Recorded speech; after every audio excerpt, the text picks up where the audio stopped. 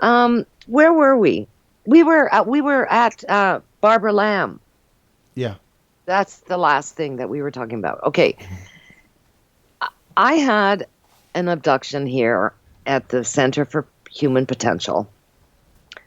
A lady wanted to come, and she had heard that there was an abductee that was part of the group. That was me.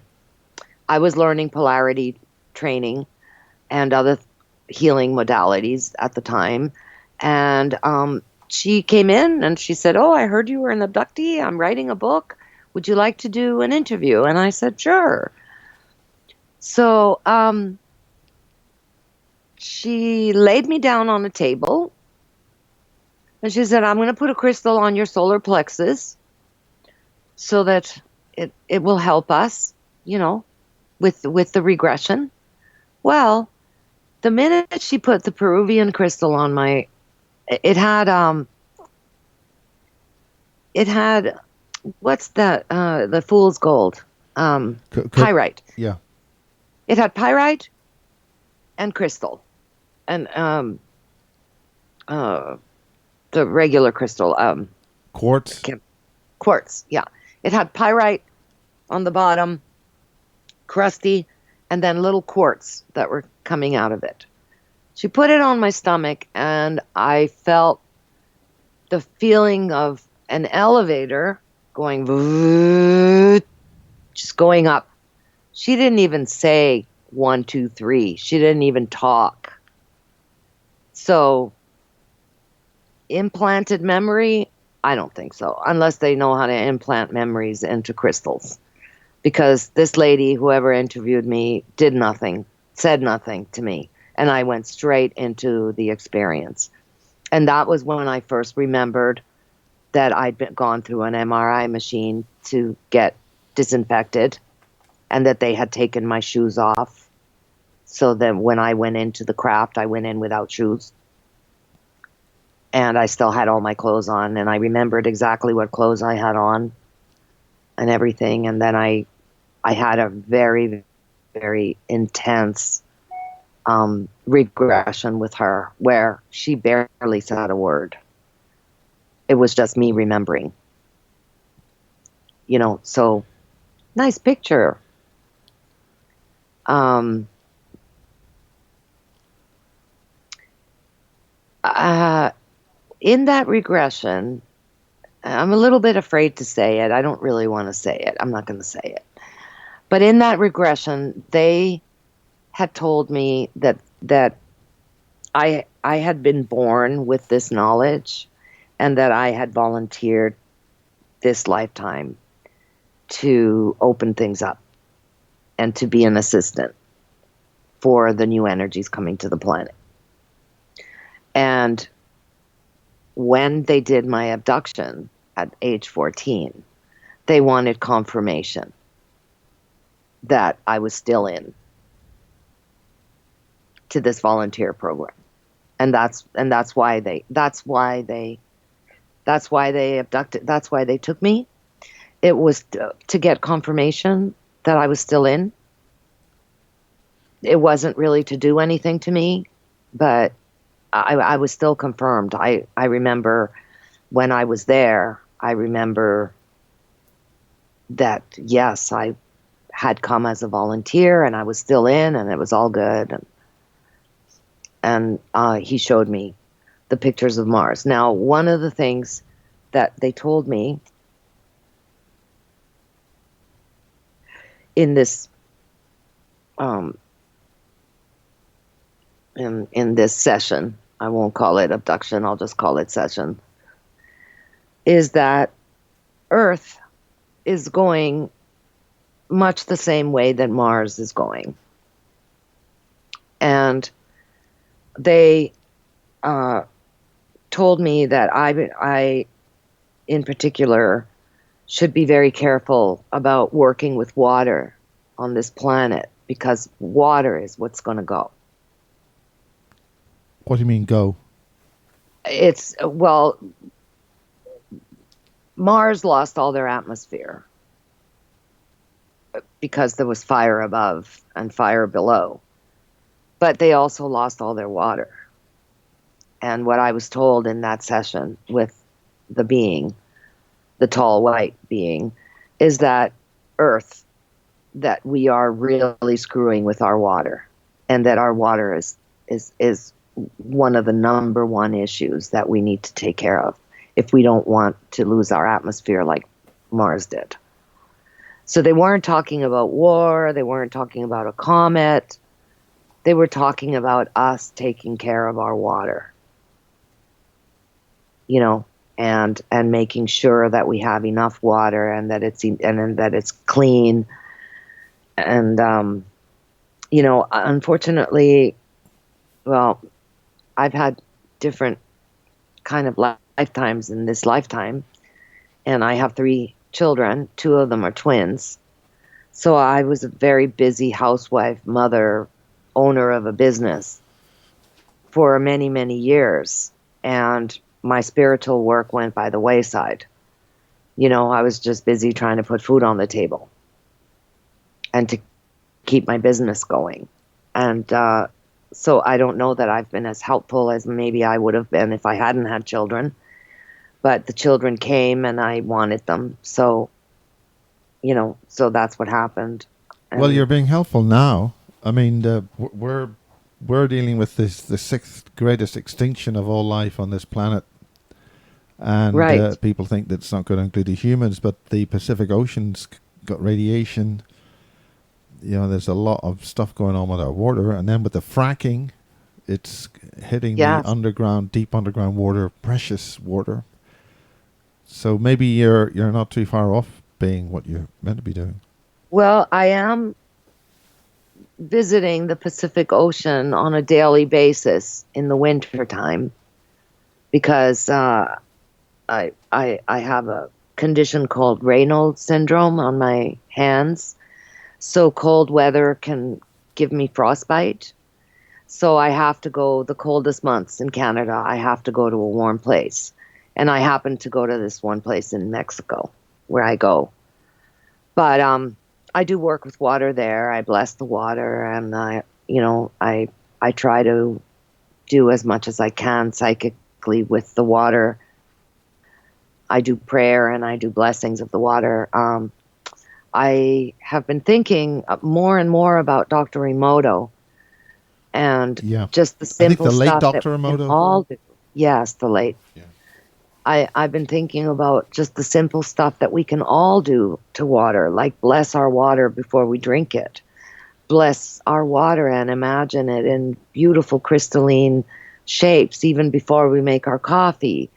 You know, there's a lot of little things that we can do at home without being too woo-woo land, right?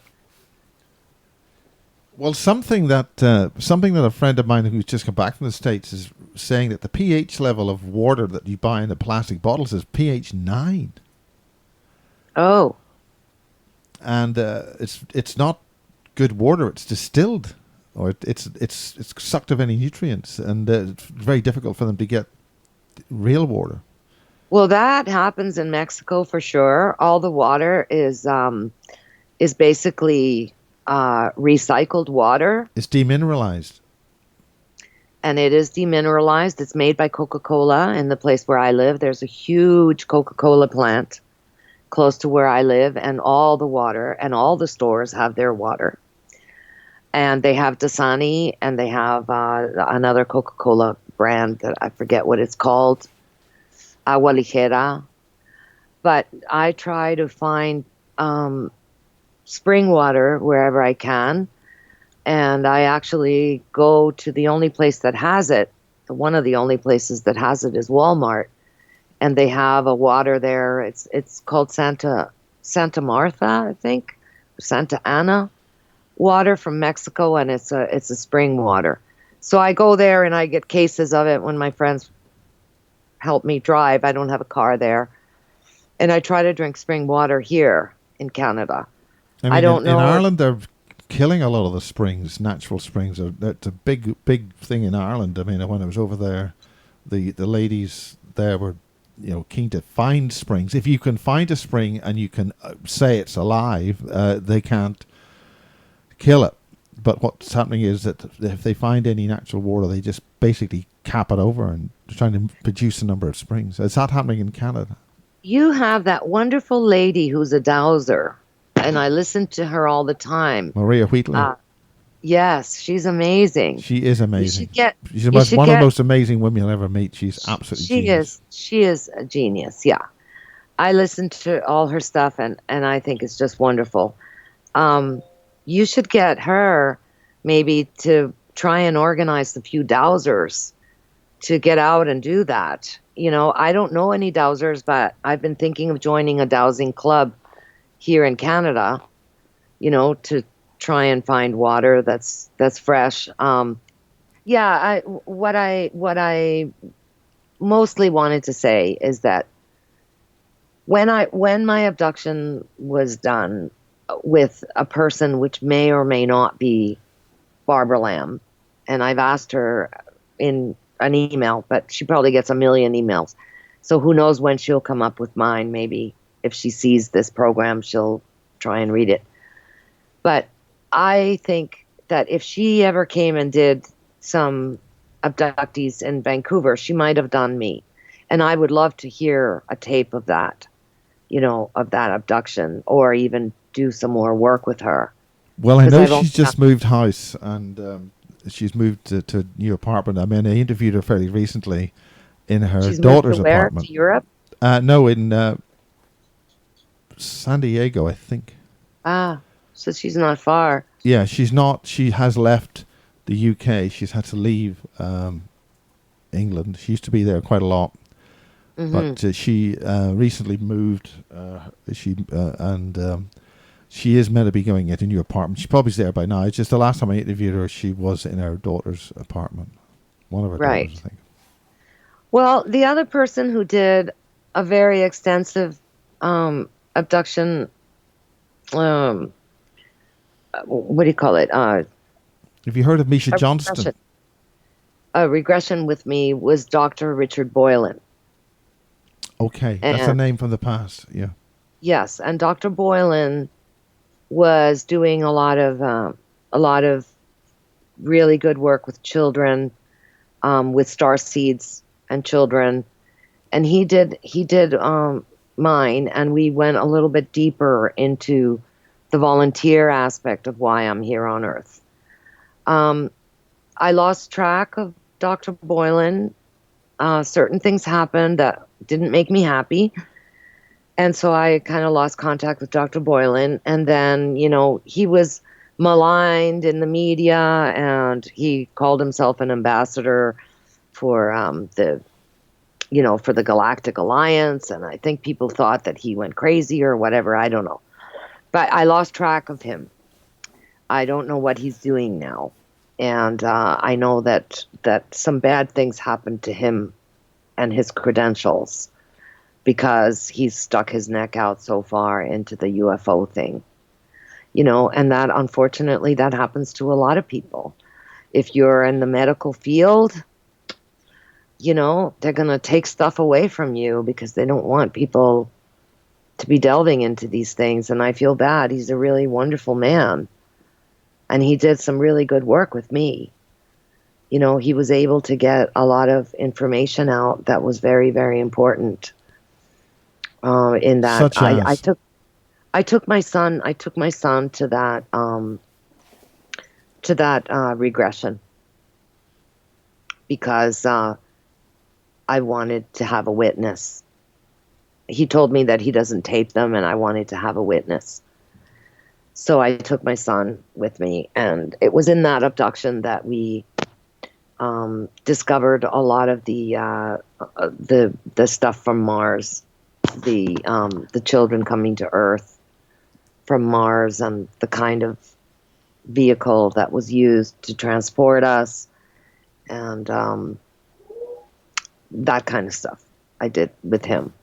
The original one that may or may not have been with Barbara Lamb, that one was about what happened on the ship. The one that happened with Dr. Boylan went a little bit deeper into the conversations that I had with the being.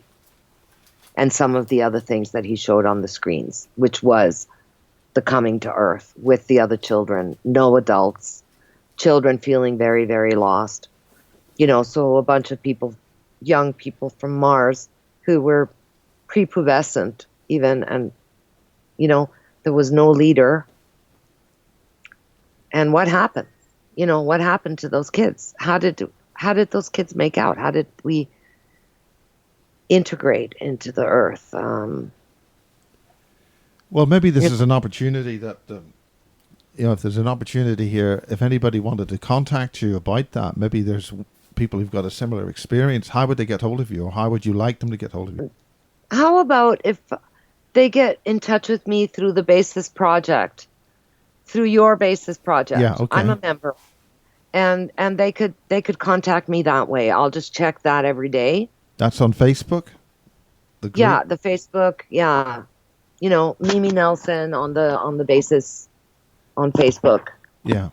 Well, I think that's one way of getting hold of you, but obviously you're going to have to check all those fake friend requests and things that you get on Facebook.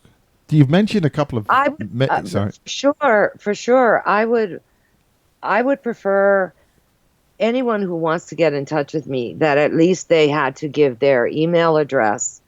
I'm also part of the Meetup UFO group in Vancouver Meetup for UFO group. They could get in touch with me through there. I think that's a far better, if they use that, yeah.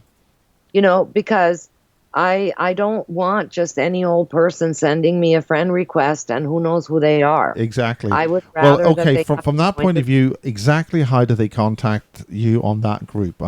Explain what that is. Is there an email or a website or something? If you go to meetups, there's a Vancouver UFO meetup, UFO and paranormal, I think it's called.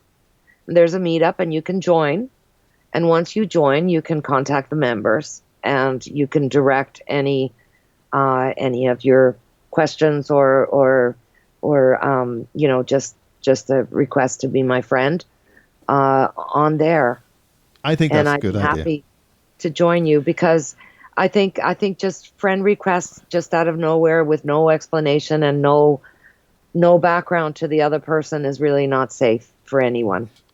Okay. As far as I know, it's called UFO and Paranormal Meetup. Meetup is a thing that there is on the internet. It's red. The logo is red. It's called Meetup, and there's all kinds of meetups. Everything from take a walk in the park to UFO and paranormal. So it's in Vancouver, so it would be the Vancouver meetups, and the group that I'm in is the UFO and Paranormal Meetup. And we'll do that. And they could get in touch with me there. If they can't get in touch with me there, then I guess they could come back to you and tell you that they didn't do it. But the one thing I wanted to clear up with you was that there was no hypnosis. Okay, now that is important. That's important. Yeah.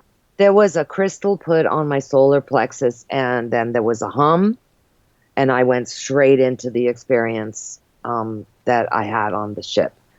Sometimes I've actually thought that the person who interviewed me was an alien, a lady. She had a wig on, and,